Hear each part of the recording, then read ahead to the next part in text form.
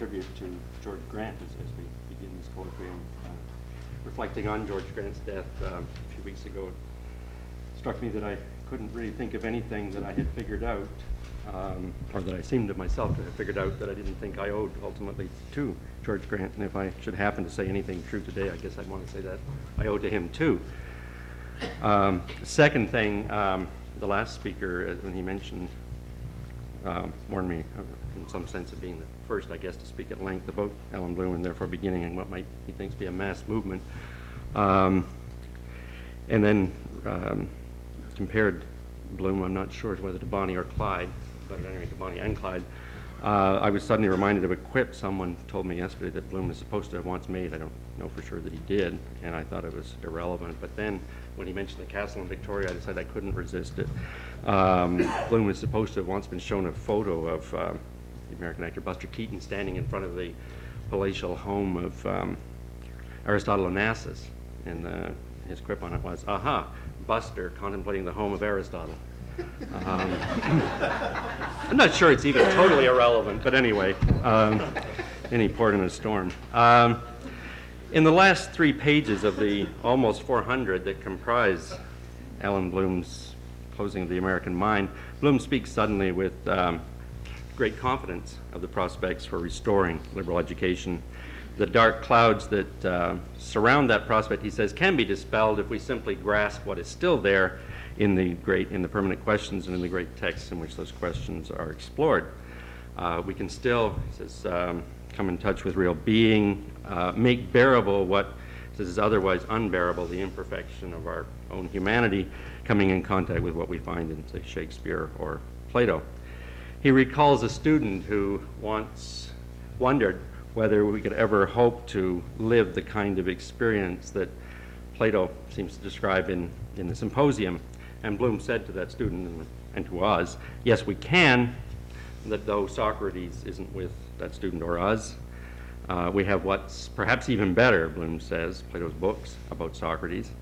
The student in question has brains, friends, the leisure to discuss what he finds in the Symposium, to think with those friends what he finds Socrates and the others to say in the Symposium, and to discover, Bloom says, that this thinking with his friends about what he finds in the Symposium might really be what it's all for, quote unquote, that he might reach the only kind of community finally possible, in Bloom's view, the kind of community that existed for, say, Plato and Aristotle at that very moment when Aristotle disagreed with Plato's account of the good, that he might find there, the student and us, in that experience, the only true community of which all other relationships, all other communities are only imperfect imitations, imperfect reflections.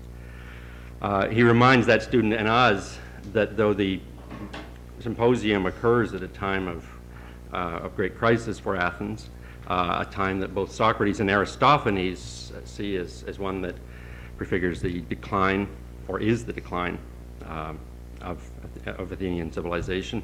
Nevertheless, he says both Socrates and Aristophanes abandon themselves to the joy of nature, are not guilty of cultured despair, and he recommends that to his student and to us. Well, in a way, what I want to do is reflect a little bit about the relationship between this striking and I think somewhat surprising conclusion of Bloom's book, the remarks I've just mentioned, and the remarkable analysis that precedes those 3 pages of conclusion. Bloom remarks that neither Socrates nor Aristophanes were guilty of cultural despair, and it's probably fair to say he isn't either. On the other hand, some people do read his book to be that, and they have some basis for doing so.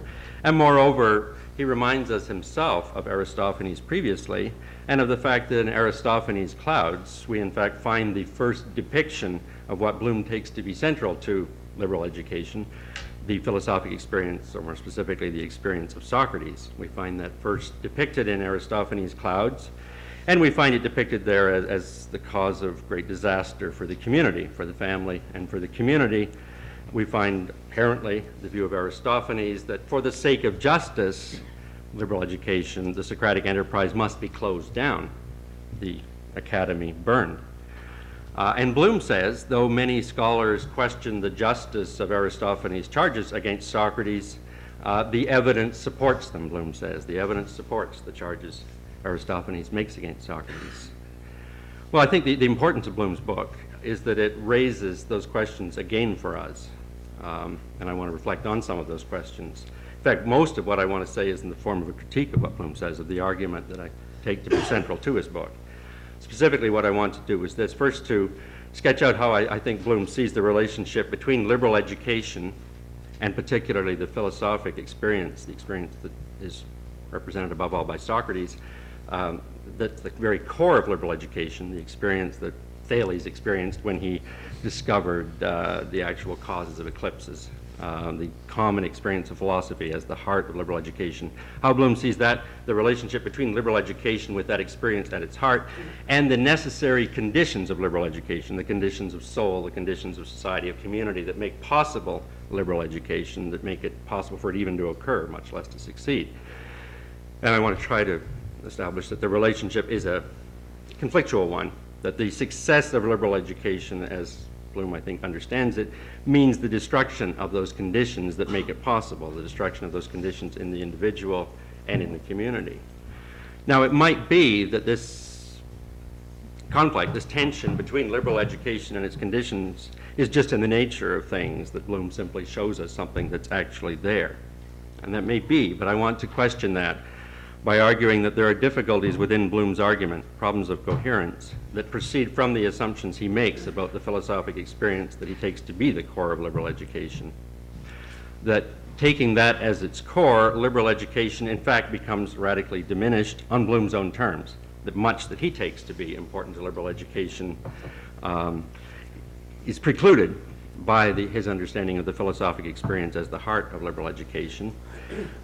Further, that as the subtitle of Bloom's book suggests, how higher education has impoverished the souls of students and failed democracy, his book seems to be a kind of blame of the university, a blaming of the university and higher education for impoverishing souls, for failing democracy. And I want to argue that on his own argument, one can't really make that blame, that he in fact excuses what he might seem to blame and shows the necessity of what we might perhaps only lament. So I want to argue that there are difficulties for Bloom's argument that proceed from the assumptions he makes, and at that point to return to look more closely at the account Bloom seems to give of the relationship between liberal education and its conditions, to look specifically at what he says about the issue of divorce as one instance of this, the account he gives of the relationship between philosophy and the community, which he describes as a matter of essential opposition, the account he gives even of the dignity of philosophy, and finally a few words about what he says about eros. Well, all right then. Bloom's discussion of the conditions for liberal education in fact constitutes, I think, the explicit theme, what he means to be doing in the first part of the closing of the American Mind, and in the discussion of those things which many of those who have written about his book, either its admirers or its critics, take to be what accounts for its phenomenal impact, or the phenomenal response to the book, his treatment of relationships, of rock, of things like that. What Bloom is often seen to be doing there is dealing with moral questions, even to be moralizing. What Bloom says he's doing is not that at all. What he claims to be doing is simply looking at conditions that he takes to be necessary for a liberal education. If he's concerned with the consequences of divorce, say, of what he calls the psychology of separateness, the unwariness about relationships with others that produces, and so on, his concern with that is not specifically as a moral phenomenon, but as something that he thinks retards, if it doesn't incapacitate those who suffer from it, from being open to liberal education. Again, his concern with rock is not that it promotes any particular moral consequences, but that he thinks it impairs those fully into it from the capacity for a liberal education. So throughout the first part of the book, that's, I think, what he's really talking about, or means to be talking about in any case. Well, how does Bloom see the relationship between these conditions and liberal education?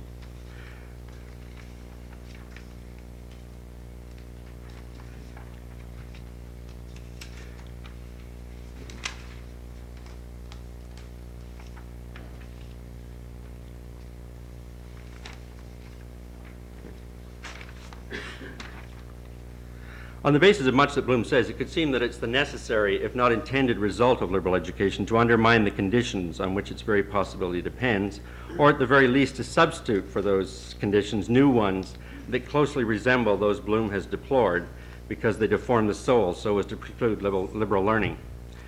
Thus, the psychology of separateness, for example, Bloom deals with in the first part as an obstacle to the capacity for that kind of friendship, which is one of the great goods of liberal education.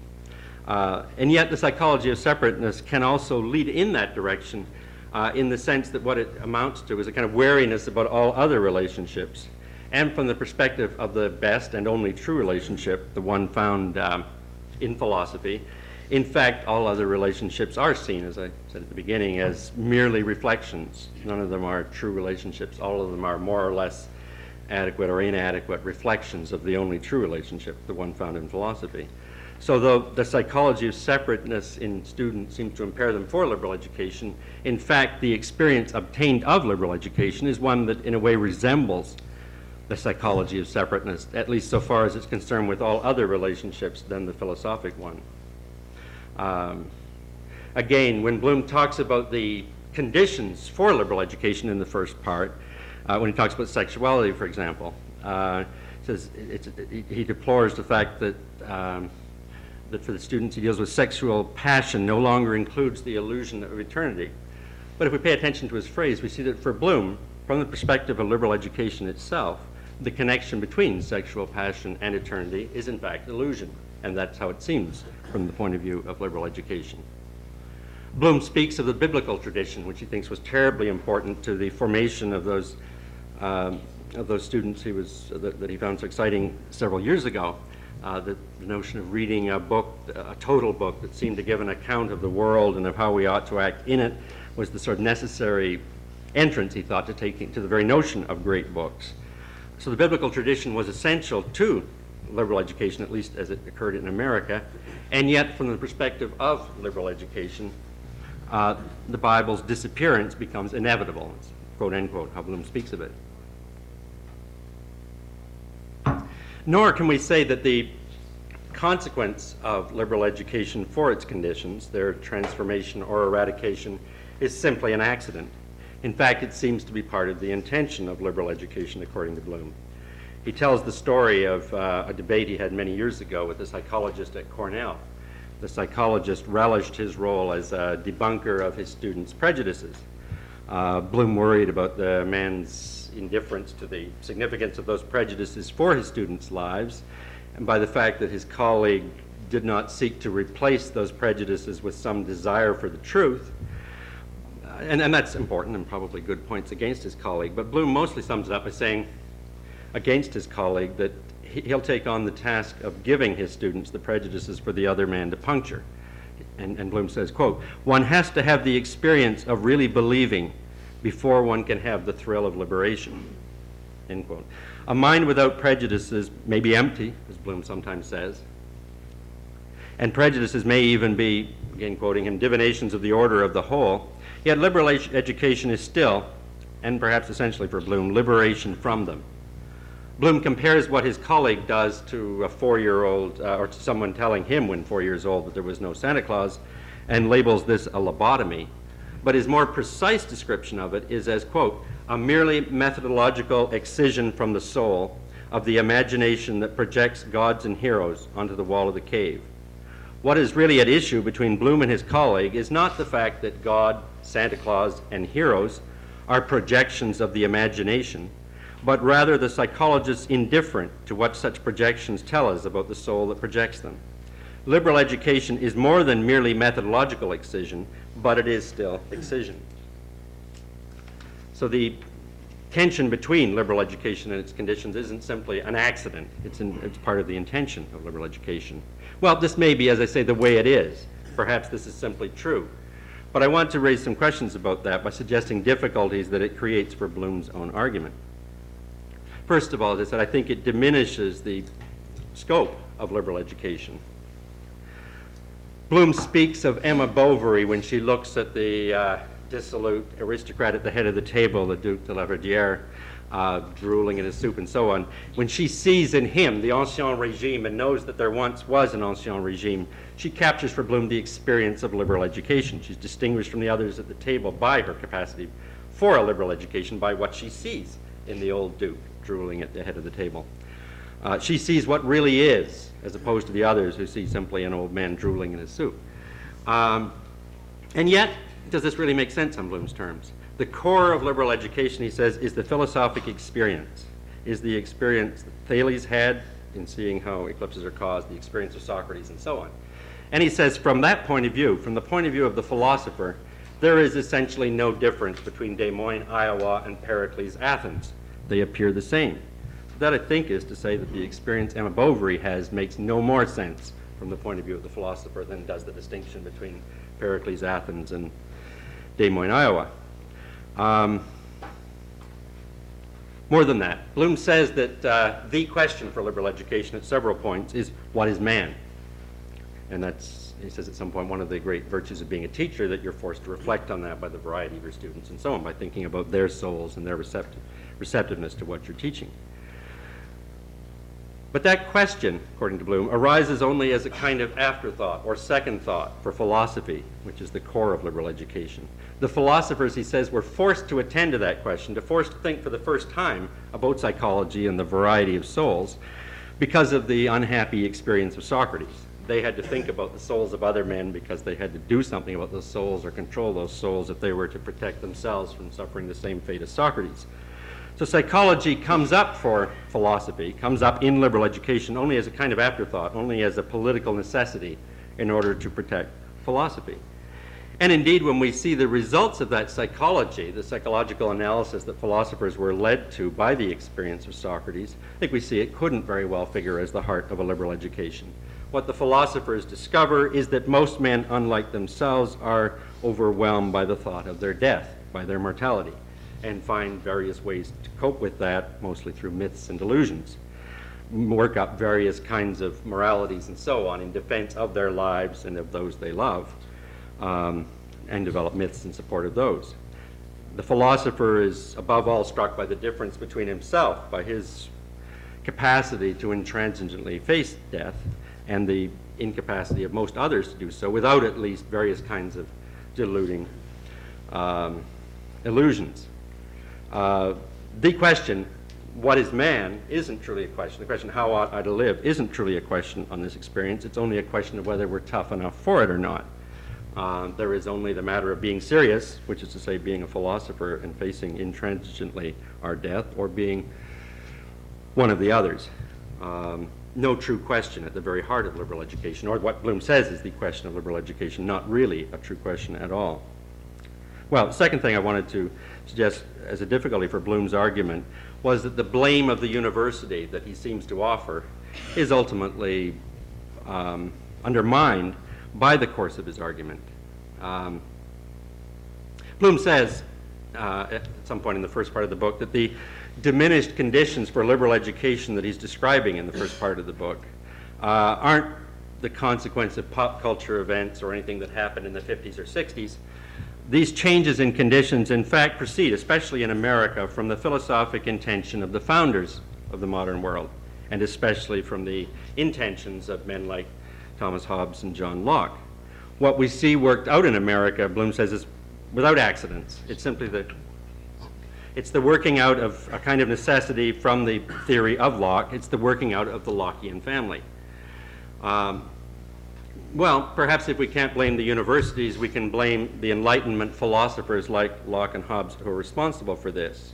Or perhaps we could, but according to Bloom, the difference between the modern philosophers and the ancients, between Enlightenment and its ancient predecessors, is not a difference about philosophy.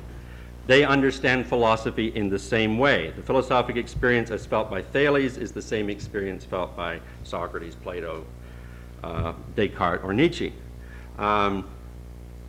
There isn't a difference of philosophy. Perhaps you could say there's a difference of political philosophy, but for Bloom, political philosophy is nothing but the politics of philosophers, the various devices developed by philosophers in order to protect themselves against the fate of Socrates.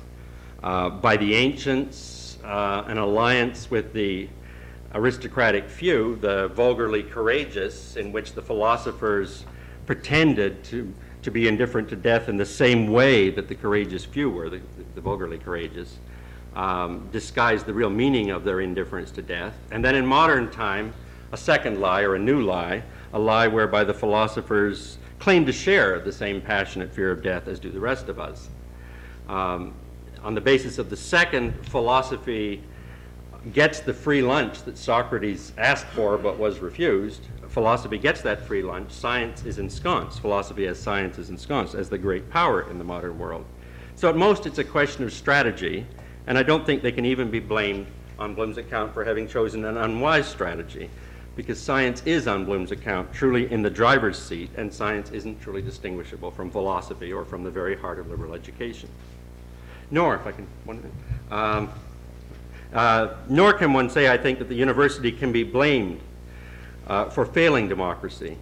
Bloom may well, I think Bloom rightly speaks of the need within a democracy for a university that stands as a kind of counterpart for Aristotle's magnanimous man, who values precisely what's useless, concerned with theoretical and so on.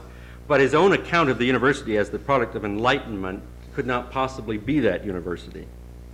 So there are, I think, grave difficulties with Bloom's argument, for his argument, that come from the assumptions, and that ought to lead us, I think, to reconsider the account he gives of the relationship between liberal education and its conditions.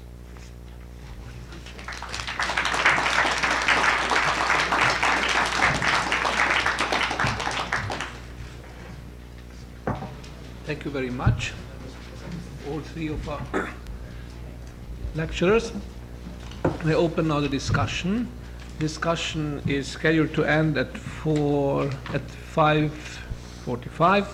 We will end it whenever there will be no more speakers or signs of starvation can be seen, members of the audience, whichever comes first.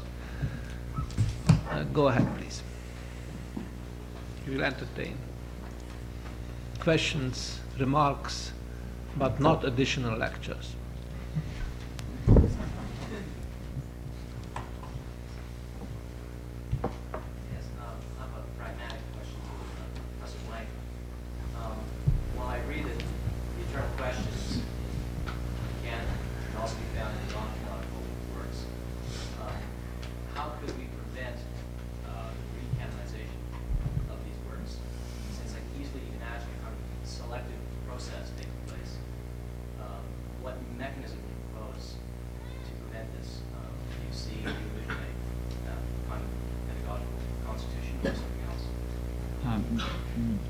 Do you mean that there are some theories that you just get rid of one canon and make a new one? Is that?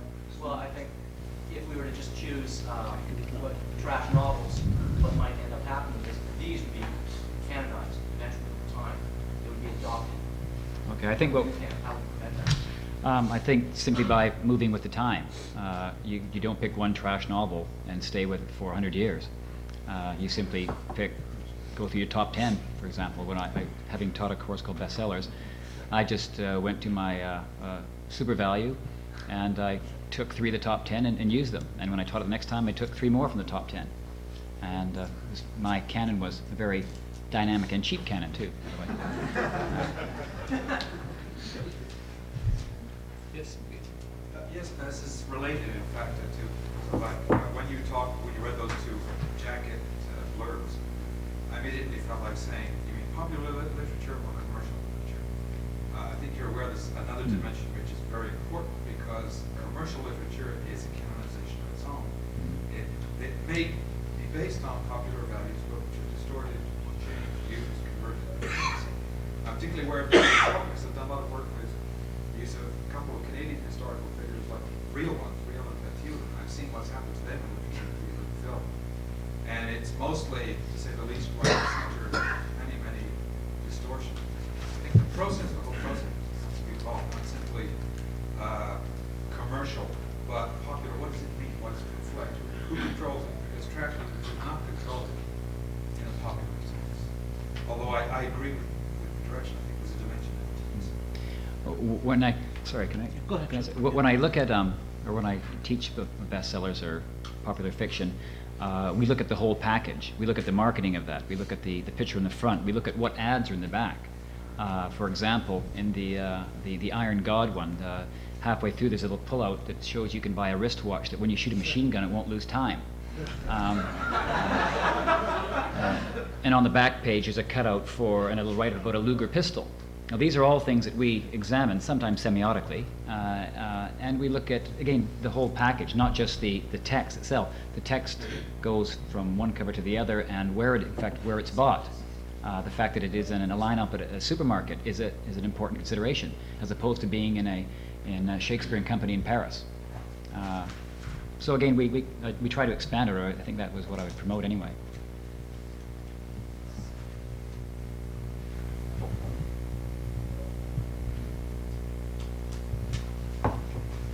Yes.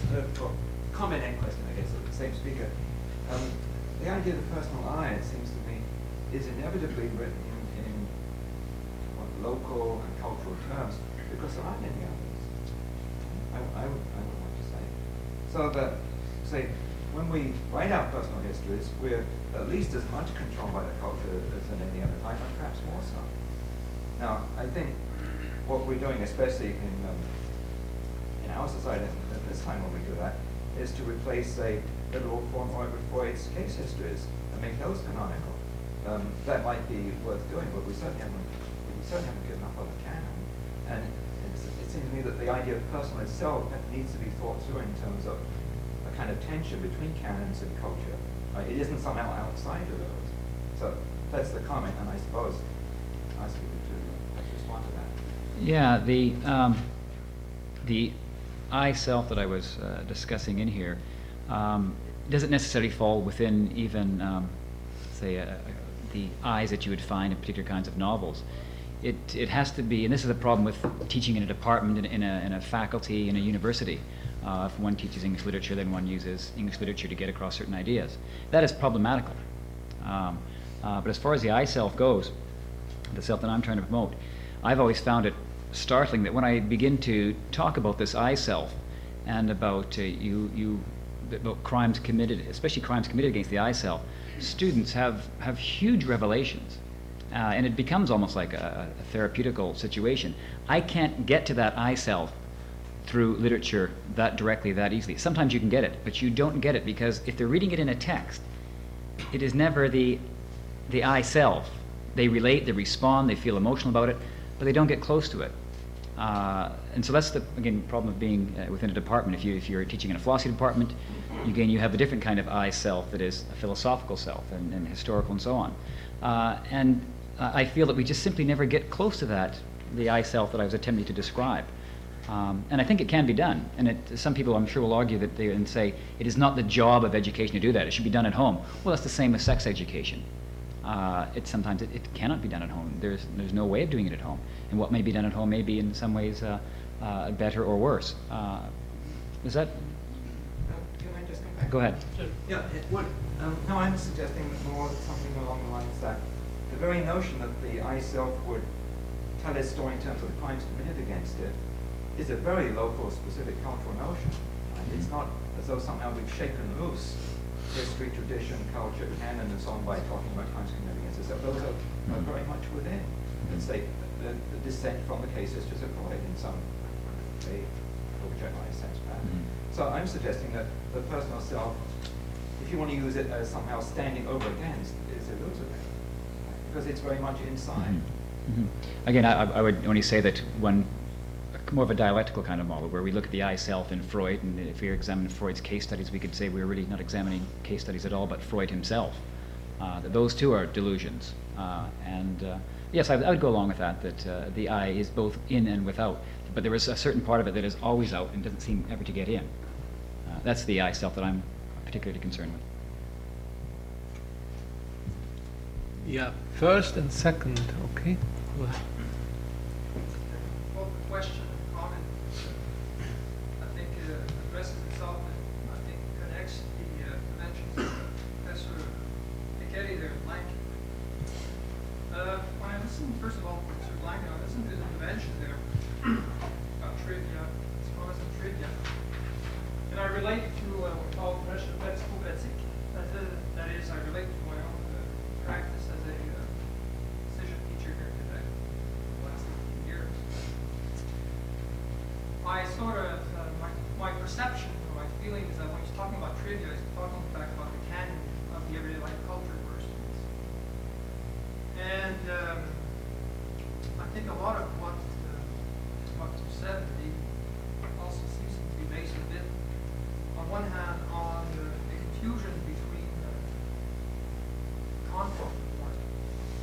when I listening to your initial comments on regional history, I was saying, oh my God, not that again. Because I think one of the problems precisely that I have encountered, certainly, is that what makes our students, what makes them very often the young people today, not subjects, but in fact objects, is precisely because of the emphasis perhaps on regional history rather than on national history or world history or politics. But when I listened to you first, I thought at that point that what you really talked about was not content, really, but pedagogy. It seems to me that there is, in fact, a way of teaching world history, world politics, by indeed connecting the local, the biographical with the national. It kind of reminds me of C. Wright Phil's sociological imagination, or Peter Berger's social construction of reality, or again the Bouillard analysis. On the other hand, to do what you're doing, well, first of all, to do what you're doing implies that you bring your students, first of all, it seems to recognize that indeed what they are reading, let's say what they're reading is indeed trivia.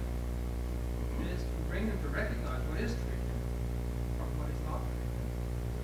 Bring them to perceive, in fact, the social, the political, the cultural significance of trivia. To retrieve, in fact, to be aware and retrieve what the enjeux sociaux, so that of the production, distribution, consumption of trivia. Bring them to assess trivia also. But in order to do this, it seems to me that what you are doing this, of course, it implies a certain knowledge of a great tradition. And it implies that our students have. And I'm reminded here again about Plato's allegory of the cave. So I fail to see what it is exactly that you mean in one sense, other than your remarks of pedagogy. And here brings me perhaps what Fekete was saying initially about to equip our students with the grammar of canon choice. And I think that is what they're talking about. But in order to do this again, I think it is necessary to bring it out. Okay, the model that I'm trying to promote, or what I've suggested here, is a dialectical one. That is those things outside, those things that are marginal get taught alongside those things that are central. That one looks at Moby Dick in terms of not on its own terms, but in terms with say popular fiction of Moby Dick's own time, for example. That I'm not making an either or choice here. I believe that, and very strongly, that students do need to know those works that are in the canon, and they should know why they're there, and they should know the kinds of decisions that put them in place there. At the same time, they should also know about those things that are outside of the canon, and why those things are considered outside the canon. So in that sense, I wouldn't at all say, no, let's teach the popular, the regional, and the present, and then ignore the past, the classical, and so on. I would say those two must come together. They must sort each other out. They must engage, and you must engage them critically. So again, again, a dialectical model is where I'm coming from. The regional history one, sorry, I'll just say a few words. If I'm going to teach Craigdarroch Castle, which quite literally was in my backyard, I'm teaching that in order to teach world history. Because I'm not going to confine it to I'm going to begin with Craigdarroch Castle, but I'm very quickly going to end up in the House of Parliament in Britain, or in China, or wherever. It's just that when I begin there, I find the students click on, they find a way in, and then they can negotiate the rest. As opposed to beginning somewhere in the distant past and working your way forward, let's begin with the here and now and work our way backwards. And I think that kind of strategy uncovers a whole different realm of knowledge.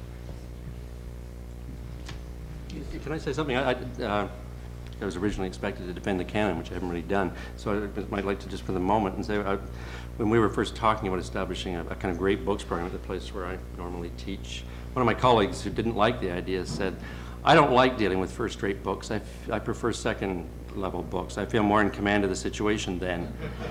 And I don't know if he meant it totally seriously, but I think when one's talking about freedom and the canon, there is at least an ambiguity here, some sense in which freedom may come with the canon and be lost because we replace the canon. It isn't that some other canon replaces it, we replace the canon. The canon, in a way, is an alternative to our domination, I think, as teachers. It's the trouble with trying to find things outside of the canon, of course, is they're not commercially available usually. You end up, I think, I was discussing with someone earlier about having to photocopy your brains out and break copyright rules in order to bring things in, because if things aren't available in anthologies or out of print or you can't find them because they don't exist, then we're in some trouble here. Somebody from... Yes? I'd like to remark on Professor Blank's statements. With regard to the importance of bringing students into the present cultural realm, I think that was pointed to in my experience at the Liberal Arts College in Montreal, in terms of spending 2 years in studies of Western civilization up to perhaps the early 20th century, and the incredible thirst that was demonstrated by students to rush into their own particular culture and time at this moment. The problematic with what I see as to what you term the I self and the study of the I self would be the implication of a confidence that could be brought to such an event or such an experience by professors who perhaps have never been called upon to show such a competence, have never been trained for such a style of pedagogy. And I think that what you're saying implies a whole re-education of people who are going to be giving that kind of course. And I could see such an event as being incredibly problematic if you ended up with teachers who were very insufficient in those capacities. Yes, teachers are insufficient in all kinds of capacities, even things that they teach that they haven't been taught themselves. And myself included.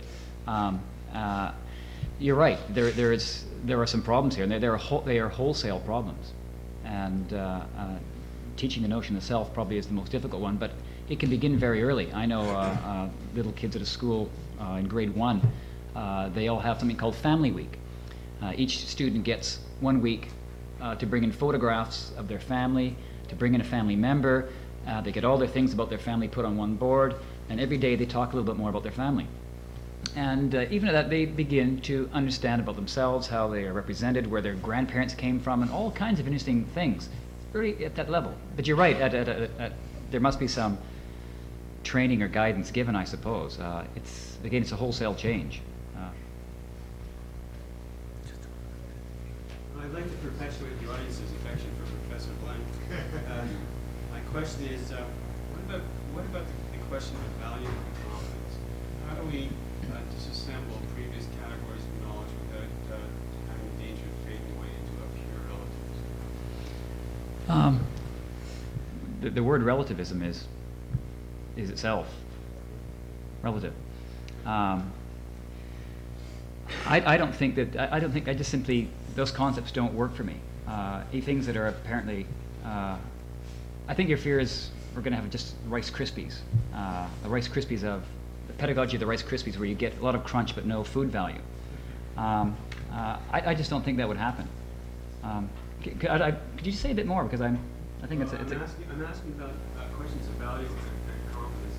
When you pick a trash novel, how would you respond to an inquiry as to whether it's better or worse than, let's say, William Shakespeare, another novel, another genre? Why we should look at it at all, or why we shouldn't? The reason we should look at it is because it sells in the millions. Millions of people read it, and it should be examined on that basis alone. In the same way, for example, Dallas. Dallas should be taught in some detail. It's the most important narrative on the planet at the moment.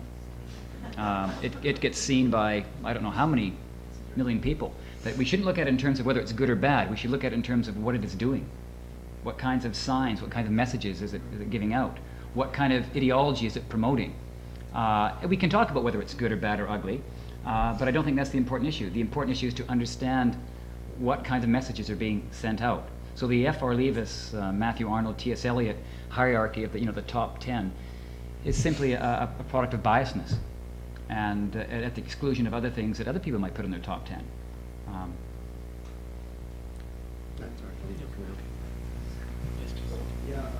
Mr. Blank, you argued for bringing some marginality into curriculum development.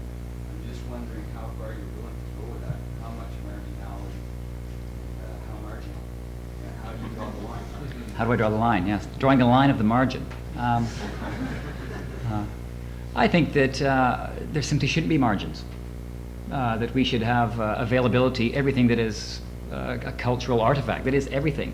And things that are great, things that are insignificant, can engage. Everything seems to me to be connected in one way or the other. Every small moment seems to contain all the big moments. Every great novel seems to contain the small bits and pieces of lousy literature from the milieu in which it comes. These things, I think, must always be engaging with each other. So I don't see it as a kind of swapping situation, but as a kind of erasing of it. Thinking more about the Rice Krispies box. Well, Rice Krispie boxes should be, the semiotics of Rice Krispie boxes, I'm sure, is a worthy topic. I think everyone has looked at it in some detail where they've been wolfing them away, and has probably come to some interesting kinds of observations about what they're trying to do on the packet of Rice Krispies, for example. Yes. I would like to ask Professor about, elaborate, if you could, for a minute or two on the grammar of canon choice, and perhaps Professor Beckley respond to Professor Blank's project and comments on this.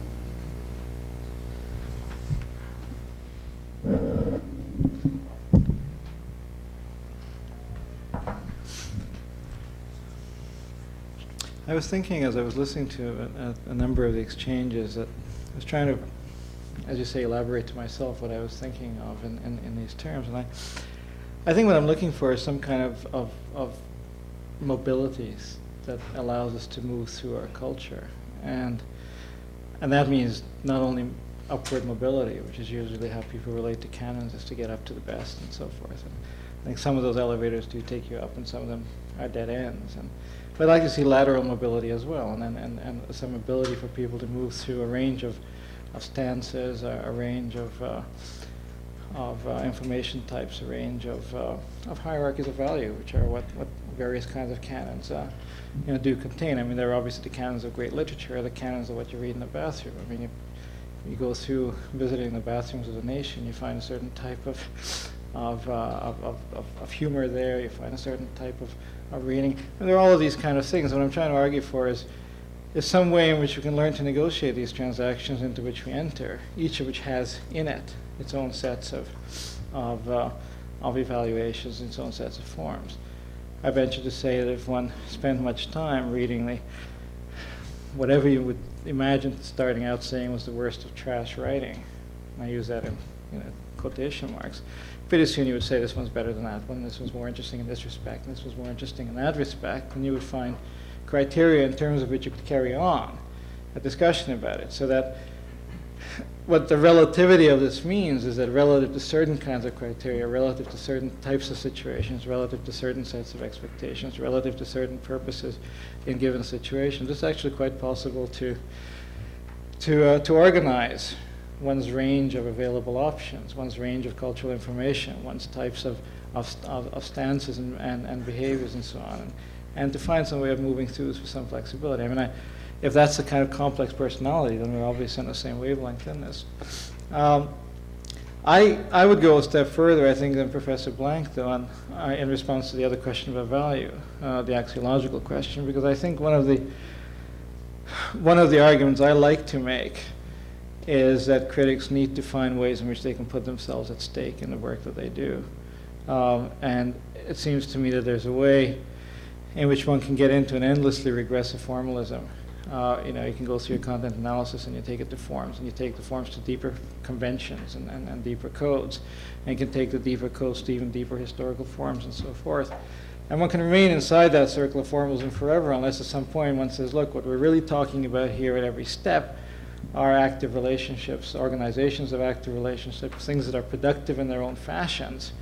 And once you've analyzed their grammar and their syntax and their forms and their whatnot, and analyze what they do, then you do also need to find some way in which you're implicated in that, so that you have something of value to say about it. And one can never be totally transparent about one's own assumptions, but one can go some way in indicating self-consciously what it is one is referring to when one makes an evaluation. I mean, I teach science fiction, for example, and And you can again go some ways in just the interesting inner details of the stuff, and you can go some ways in relating it to its family of texts and so on.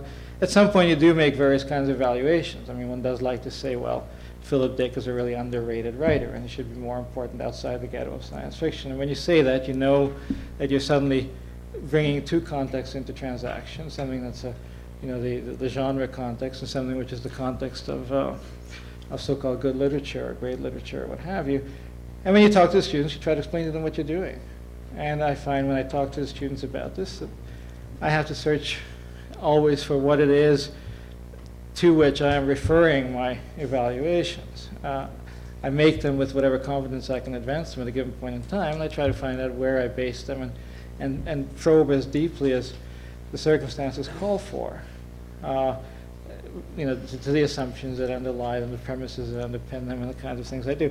So, in a sense, one becomes a kind of sort of motivated traffic cop working one's way through, the intersections of cultural information that come your way. And as Professor Blank was saying, it seems obvious we do get information coming at us all over the place. And in fact, we enter into so many partial situations in which we more or less stipulate that part of ourself or that self of ours which is to transact, that we do live in a very complex reality. But I think in none of those cases do we need to give up the kinds of interests and the kinds of evaluations and the kinds of general, what you'd call authentic commitments that we wish to make in it. It's just that these are difficult to negotiate and they're complicated, and I find it intriguing to try to understand what it is that is happening to us as we live through this process. That's an elaboration. I don't know if that's an answer, but I'm trying to talk about it. 2, 3, 4. Okay. Go ahead. Well, this is trivia, but there's a place that I'm and since it's been contexted, John DeLillo's novel White Noise, two semiotics professors talking about campus life, and one of them says to the other, there are full professors on this campus who read nothing but cereal boxes. I thought that might be relevant.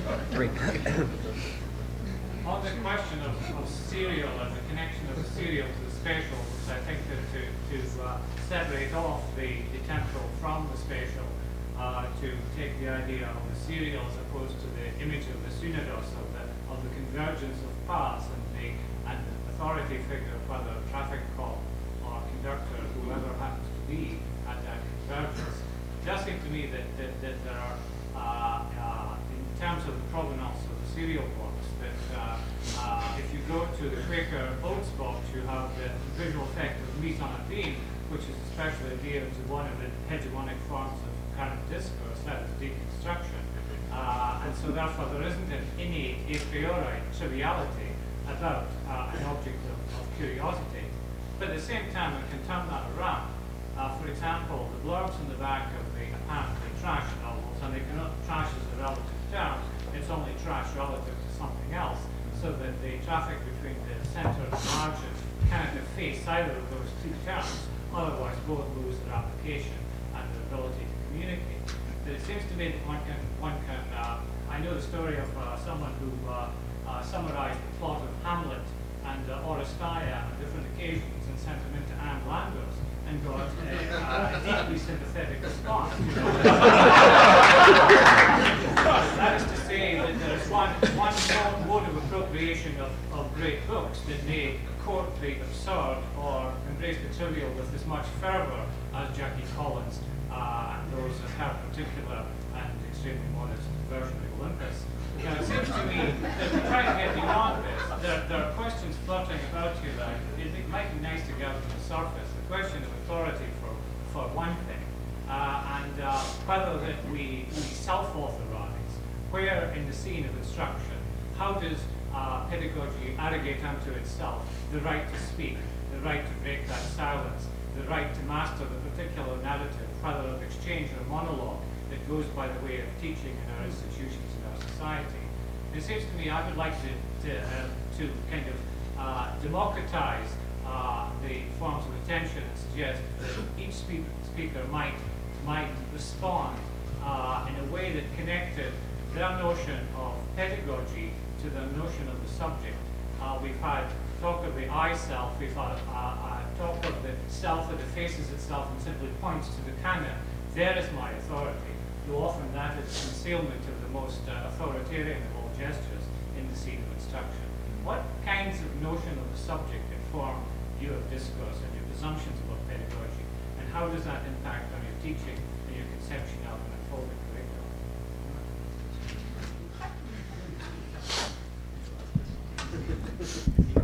Let me speak to this briefly, Len, because this is a long evening's discussion, this kind of stuff. I would say not very well. I mean, one of the things that I find is that you come with a lot of baggage to teaching, and I find the kind of flexibility on one side, and I don't have the kind of time on the other side to develop the types of pedagogic things that I would feel actually really confident or proud of, relative to the sort of assumptions I make about the students I find in front of me. What I am fortunate is that I teach in an institution where we do still pay a great deal of attention to what you call student-centered learning. So there are a lot of small group tutorials. And what that at least allows me to do is to make some kind of trade-off with the students, where I can do some kind of lectures where I speak the language I feel most comfortable with, adjusted obviously for the audience, but I mean by and large, with parameters and categories that I do want to introduce. And stiff as they are, and contrary as they are to my own student days when we thought lectures were the most hopeless form of pedagogic practice and completely inadmissible. You do some of that. Partly you do it because in practical terms, I can't make it work otherwise. I mean, I just don't get enough in transactions with students if I don't do some lectures. That somebody else might, and it's a different story.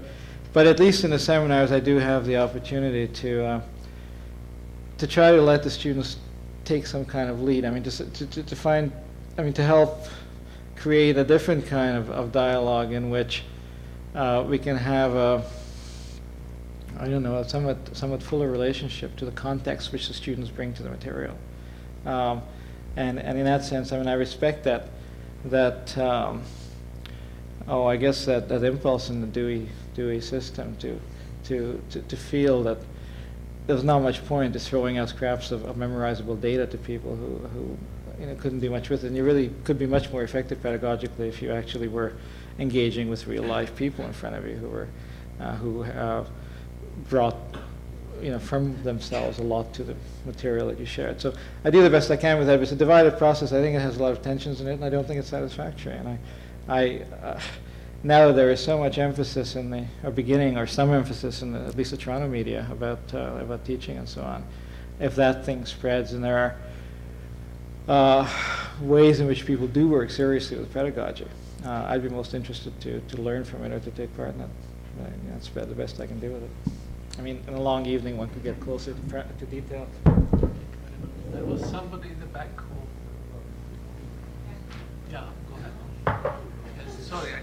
I will leave the phrase tracking compliment. The language is interesting. Professor Blank has several times mentioned wholesale changes. Wholesale is interesting. But I'm more interested in the description of the professorate that came from Nietzsche, who knew his professors, who described them as retailers of knowledge. To what extent does postmodernism involve bargain basement teachers, bargain basement commodities, trash on the cheap? It can be directed, answered by anyone. It's an observation, perhaps, more than a question. Go ahead, yeah. Yes. Professor Fekete, in your discussion, you talked about the object of education in terms of functionalism, a means of moderating and negotiating the different forms of culture and process that we all have to deal with. And you, Professor Blank, talked in terms of relevance as a door to getting students involved in education.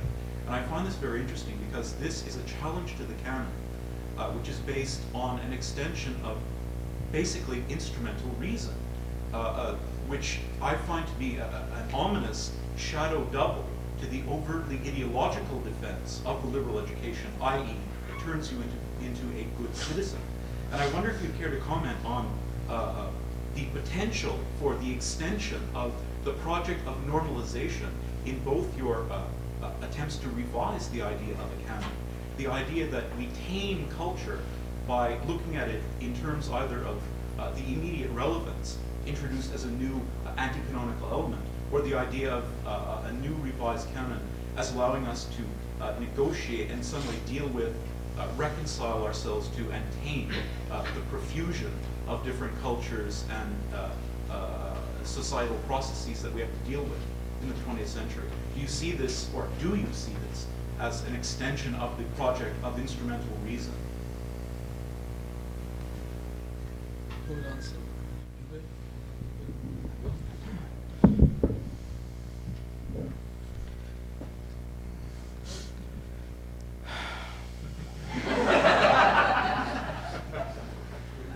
Thank you, Professor. You know, I mean, I would like to say no, right? I mean, I spend a lot of my time arguing against instrumental reason, too.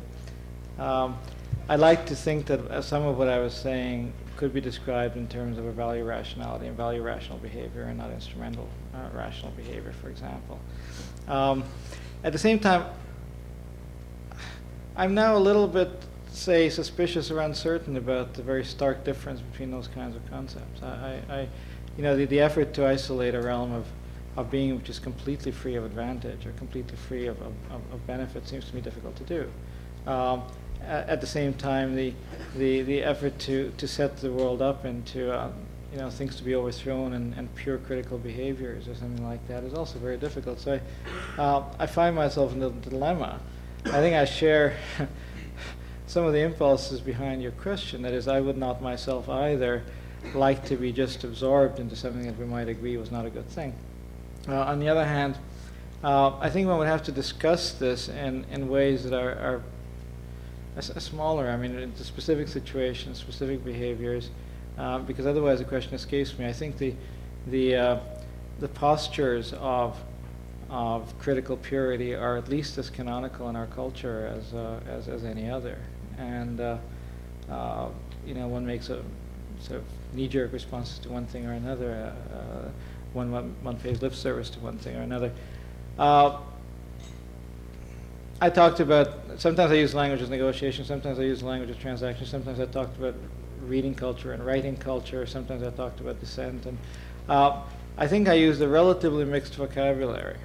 And you know, I don't resent you taking objection to some of it. I think it may be that it bears more scrutiny. But I was trying to use a somewhat of a mixed vocabulary, somewhat of a mixed economy for most things, because I find now that that's one of the attitudes I can respect, is a kind of ecumenicism about some of these things, because I find the alternatives to it, the particular purities of one thing or another, to be at least as problematical as anything else.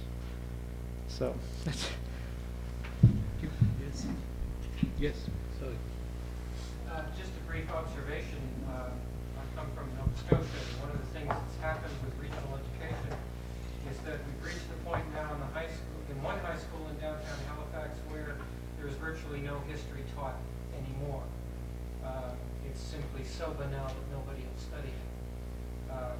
That's the observation. I wanted to ask Professor Mathie whether are we dealing with the question of the canon and the traditional canon and the kinds of people who you are carrying on a dialogue with, the Locks and the Hobbes and so on.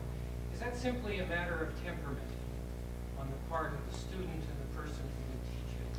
Are we simply dealing here with the fact that the vast majority of students will study sociology and that philosophy, and therefore a significant part of the canon will simply be attractive to that already marginalized few who happen to be inclined that way?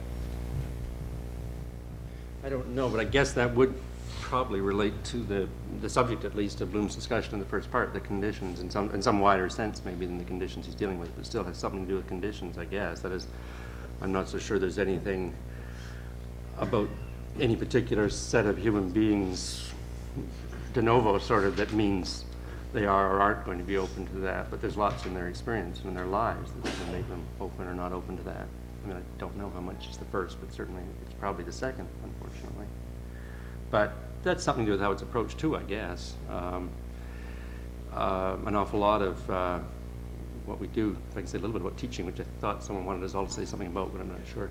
I guess I think maybe there's, it seems to me the more you teach, the more mysterious it seems in some ways, and it seems to be a mystery in Bloom too, and not altogether captured by the metaphors he mentions, though one sees why he uses them when he speaks of teachers as midwives or pimps.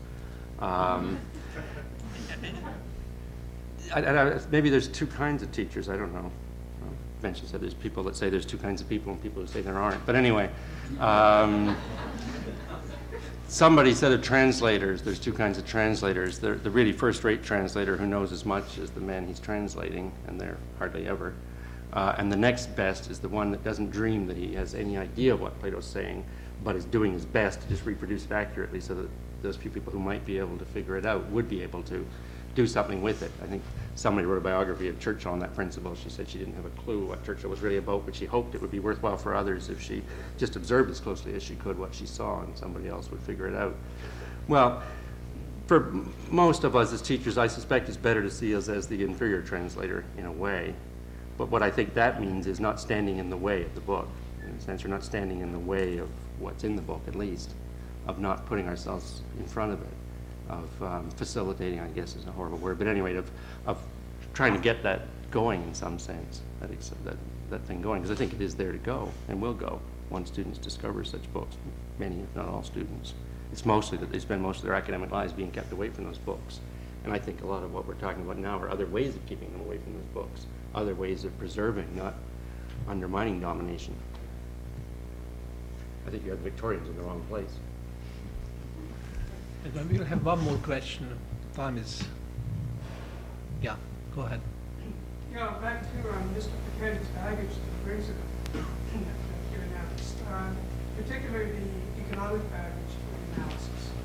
I wonder if you might be able to straighten out the notion